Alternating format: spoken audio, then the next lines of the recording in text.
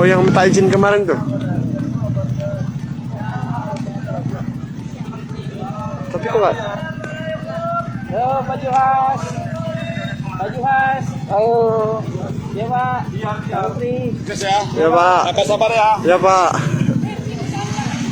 Sekarang mah warga udah pada tahu mana yang tulus, mana yang cari muka. Ganti gimmicknya. Jadi kapan nih mau diusut hasil kerjanya dulu? Siapa tahu sekarang mikul beras, dulu tuh mikul duit triliunan waktu ngurusin hutan. Jangan lupa publik hari ini tuh sudah cerdas. Mereka tidak lagi menelan gesture. Jadi mereka itu sudah bisa membedah maksud, apalagi track recordnya jelek. Ya, jadi fenomena ini mirip sebenarnya sama konsep simulakra dari Badriyat. Realitas yang dipertontonkan itu sudah jauh dari kenyataan. Jadi warga itu butuh solusi struktural, tapi yang ditayangkan ke kita cuma potongan-potongan video yang seolah-olah ada empati, dadakan. Padahal di internet, memori publik itu seperti arus balik ya, semakin ditekan, semakin kuat ia muncul ke permukaan. Makanya setiap kali ada pencitraan seperti itu, komentarnya itu pasti udah nggak akan bagus lagi gitu. Jadi orang akan balik lagi ke memori lama, loh bukannya dulu dia yang bla bla bla bla gitu.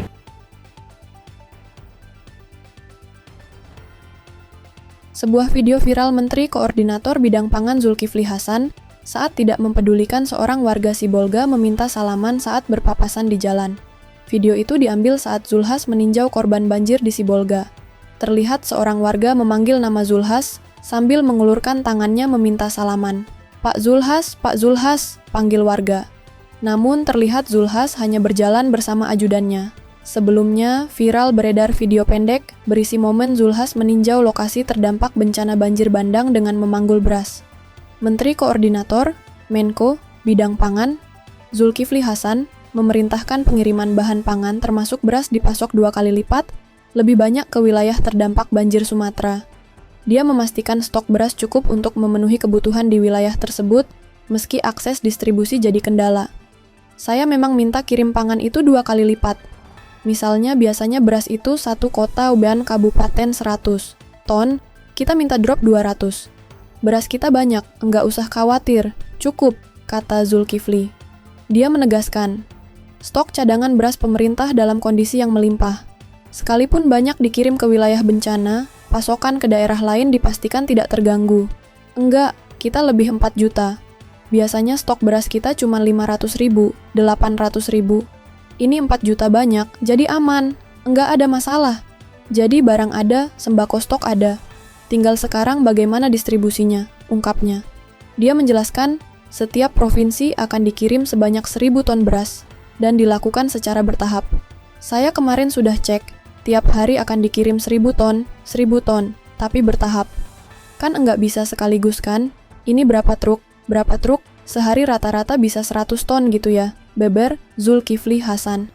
Sebelumnya, Menteri Koordinator Bidang Pangan, Zulkifli Hasan, turun langsung meninjau lokasi terdampak parah bencana banjir bandang di Koto Panjang Ikur Koto, Koto Tangah, Padang, Minggu, 1 Desember 2025. Menko Zulkifli Hasan tampak tegar melangkah di atas tanah becek yang dipenuhi lumpur sisa amukan banjir bandang. Ia mengenakan kemeja putih yang kontras dengan sepatu bot oranye terangnya. Di sekelilingnya, wajah-wajah warga yang terdampak terlihat penuh harap dan kelelahan, sementara rombongan dan aparat keamanan mengiringi dengan serius. Tak hanya meninjau, Zulkifli Hasan terlihat memanggul karung bantuan logistik di pundaknya. Karung berisi bera beras itu seolah menjadi beban simbolis yang ia tanggung. Zulkifli Hasan menegaskan, Perum Bulog telah diinstruksikan untuk menyalurkan logistik sebanyak 2 kali lipat dari total kebutuhan di daerah-daerah yang terdampak bencana, termasuk Sumatera Barat, Sumbar. Saya sudah instruksikan kepada Bulog agar mensuplai logistik dan kebutuhan sebanyak 2 kali lipat, kata Zulhas. Ia menjelaskan, jika kebutuhan di suatu daerah mencapai 1.000 kg, maka Bulog wajib menyuplai sebanyak 2.000 kg. Jenis logistik yang menjadi prioritas adalah komoditas dasar seperti beras, minyak goreng, dan gula.